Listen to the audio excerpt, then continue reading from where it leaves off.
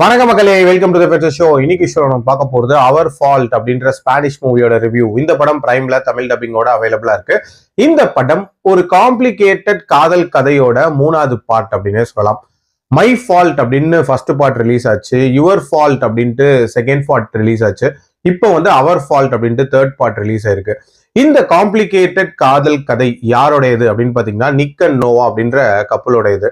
நோவாவோட அம்மா பணக்காரரான நிக்கோட அப்பாவை பார்ட் 1ல கல்யாணம் பண்ணிக்கிறாங்க. இதனால நிக்கும் நோவாவும் ஒரு வீட்டுல இருக்கிற மாதிரியான சூழ்நிலை உருவாகுது. அண்ட் இவங்களுக்குள்ள ஒரு காம்ப்ளிகேட்டடான ரிலேஷன்ஷிப் அப்படின்றது பில்ட் ஆகுது. அது காதலா மாறுது அப்படின்னே சொல்லலாம். ஸோ இந்த லவ் வெளியே தெரிஞ்சா என்ன பிரச்சனை ஆகும், அண்ட் இந்த லவ்ல அதுக்கப்புறம் என்னென்ன மாதிரியான பிரச்சனைகள் வருது அப்படின்ற அந்த விஷயங்கள் எல்லாமே பார்ட் 2ல காட்டியிருப்பாங்க. பார்ட் 2வோட முடிவுல அவங்களுக்குள்ள ஒரு பிரேக்கப் அப்படின்றது நடந்திருக்கும். அதை தொடர்ந்து பார்ட் 3ல இவங்க ரெண்டு பேரும் திருப்பி பேட்சப் ஆகுறாங்களா, அந்த பேட்சப் ஆகுறதுக்கான மொமெண்ட் என்ன, பழைய எதிரிகள்னால என்ன பிரச்சனை வருது, டுவர்ட்ஸ் தி எண்ட் இவங்க ரிலேஷன்ஷிப் எப்படி போய் முடியுது அப்படின்ற மாதிரி நிறைய விஷயங்களை சொல்லக்கூடிய ஒரு பார்ட் தான் இந்த பார்ட்.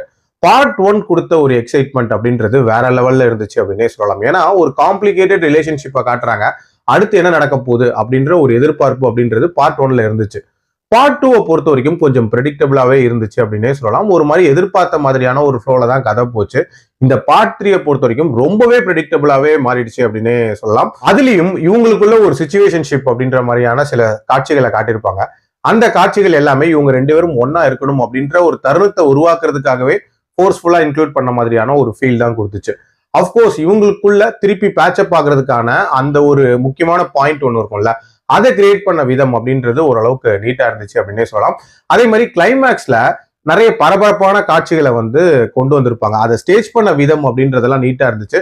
பட் அந்த காட்சிகளுக்கான காரணங்கள் அப்படின்றது அகைன் ஃபோர்ஸ்ஃபுல்லா இன்க்ளூட் பண்ண மாதிரியான ஒரு ஃபீல் தான் இருந்துச்சு. அண்ட் கிளைமேக்ஸ் அப்படின்றது ஒரு நீட்டான கிளைமேக்ஸ் தான், ஒரு சுபம் போட்டு முடிச்ச மாதிரியான ஒரு கிளைமேக்ஸ்னு வைங்களேன். ஸோ இந்த மாதிரியான ஒரு ஃப்ளோல போன ஒரு கதை தான்.